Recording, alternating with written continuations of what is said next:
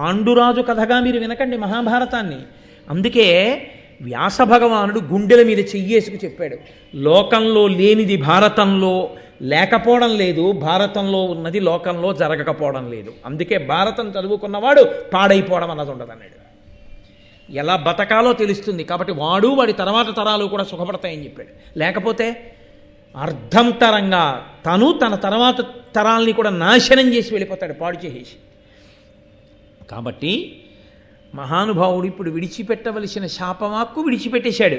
ఇప్పుడు వెళ్ళి ఆయన కాళ్ళ మీద పడదామంటే ఉన్నాడా? లేడు.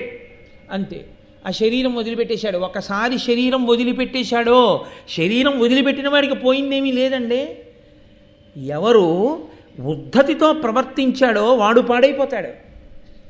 మధ్వార్జునమని ద్రవిడ దేశంలో ఒక గొప్ప క్షేత్రం, చంద్రశేఖరేంద్ర సరస్వతి స్వామివారు నడిచే దేవుడు, పరమాచార్య, మహానుభావుడు, ప్రాతస్మరణీయులు, అపర శంకరాచార్యుల వారు. అటువంటి వారికి అత్యంత ప్రీతిపాత్రమైన క్షేత్రం అది. అక్కడి నుంచి ఒక ఐశ్వర్యవంతుడు ఒక రోజున ప్రసాదం పట్టుకొచ్చి ఆయన చేతిలో పెట్టి, మధ్యార్జునంలో ఏదో 121 పర్యాయములు నమక చమక పారాయణం చేసి అభిషేకం చేశాం, ప్రసాదం తెచ్చాను అన్నాడు. ఆయన ప్రసాదం తీసుకోలేదు. అసలు ఆయన మధ్యార్జున నుంచి ప్రసాదం వచ్చిందంటే తీసుకోకుండా ఉండరు. ఆయన ప్రసాదం చేత్తో ముట్టుకోకుండా అన్నారు, ఒక్క క్షణం కళ్ళు మూసుకుని దేని కొరకు చేయించావు అభిషేకాలని అడిగారు. దేని కొరకు చేయించావు నమక చమక పారాయణ అంటే లోకశాంతి కొరకు, వర్షాలు పడాలని అన్నాడు. కాదు, నీ పొలంలో వర్షాలు లేక పంటలు పండట్లేదు, నీ ఐశ్వర్యం కోసం నువ్వు అవి చేయించావు, అవునా అని అడిగారు. అవును. మహాత్ముల దగ్గర వెళ్ళి పిచ్చివాగుడు, అవును అన్నాడు. ఆయన మళ్ళీ కళ్ళు మూసుకుని, ఎంతమందిని పిలిచే నమక చమకాలు చదివించావు? ఏదో 21 మంది పండితుల్ని పిలిచాను, వాళ్ళందరూ వచ్చి నమక చమకాలు చదివారు.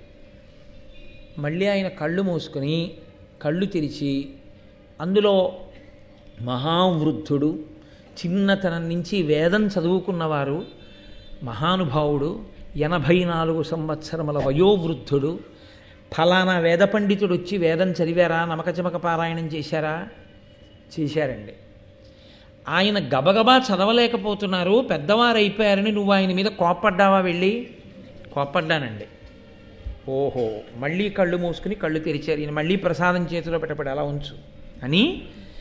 నువ్వు వాళ్ళు అడగకపోయినా మీ అందరూ ప్రసాదం తీసుకుని వెళ్ళండి అని భోజనం పెట్టావా ఋత్విక్కులందరికీ? పెట్టానండి.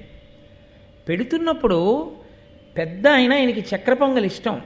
ఆయన నిన్ను పిలిచి ఇంకొంచెం చక్కెర పొంగల్ ఏమంటే, నమక చమకాలు గబగబా చదవలేదు కానీ చక్కెర పొంగల్ మారువడ్డన